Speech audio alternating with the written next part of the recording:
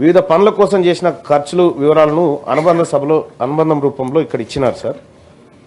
Sir నేను గౌరవ మంత్రి గారిని తమరి ద్వారా అడుగుతా ఉన్నాను సార్. 11,500 కోట్ల రూపాయలు బడ్జెట్లో కేటాయిస్తే ఇప్పుడు మళ్ళొక 2 నెలలు అయితే సార్, ఇక ఎట్లాగో ఫిబ్రవరి వచ్చిందంటే మళ్ళీ కొత్త బడ్జెట్ విధానం సార్. ఈ మిగిలినటువంటి దాదాపు 9,000 కోట్ల రూపాయలు 9,000 కోట్ల రూపాయలు బడ్జెట్లో ఖర్చు పెట్టలేదు ఇప్పటి వరకు. ఈ నెల 2 నెలల్లో ఎట్లా ఖర్చు పెడతారు సార్, నాకు అర్థం కాలేదు. ఇదొకటి సార్. రెండో అంశం సార్, ఇందులో చాలా భయంకరమైనటువంటి లెక్కలు ప్రభుత్వం ఇచ్చింది సార్. ప్రభుత్వమే చాలా భయంకరమైన లెక్కలు ఇచ్చింది సార్. స్కాలర్షిప్ల కోసం సార్ ఎస్టిమేటెడ్ బడ్జెట్ వచ్చేసి 1908 కోట్లు బీసీ పిల్లలకు స్కాలర్షిప్స్ ఇస్తామని పెట్టి కేవలం 365.54 కోట్లు ఖర్చు పెట్టింది సార్. ఈ 365.54 కోట్లు కూడా ఇటీవల కాలంలో మొన్న గౌరవ ఫైనాన్స్ మంత్రి గారు స్కాలర్షిప్లు రిలీజ్ చేసినటువంటి సందర్భంలో ఏదో కొద్దిగా ఇచ్చినట్టున్నారు సార్, ఇంకా పాత బకాయిలు అట్లాగే ఉన్నాయి సార్.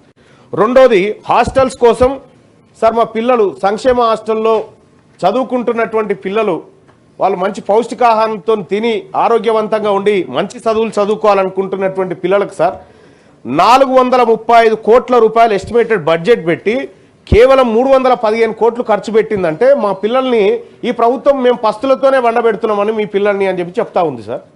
సార్ రెండోది సార్, మహాత్మా జ్యోతిబా పూలే ఓవర్సీస్ విద్యానిధి కింద సార్ 80 కోట్లు కేటాయించినారు సార్.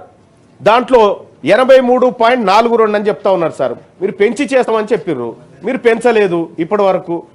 మళ్ళీ దాంట్లో కూడా బడ్జెట్ ఎట్లా పెట్టిరండి సార్, 5 లక్షల లిమిట్ పెట్టిరు సార్. 5 లక్షల లిమిట్ ఉండాలి, 5 లక్షల లిమిట్ ఉంటే మీరు ఓవర్సీస్ స్కాలర్షిప్కి ఎలిజిబుల్ అన్నారు సార్. ఇదే సభలో తమ ముందే పెట్టినటువంటి సోషియో ఎకనామిక్ అవుట్లుక్ సర్వేలో సార్ ఒక కుటుంబ ఆదాయాన్ని ఒక ఇంట్లో 4 ఉంటే 12 లక్షల ఆదాయం ఉందని చూపించింది సార్ గవర్నమెంట్. మరి ఈ లెక్కన ఈ రాష్ట్రంలో ఎవరు ఎలిజిబుల్ ఉండరు సార్. సార్ అదొకటి సార్.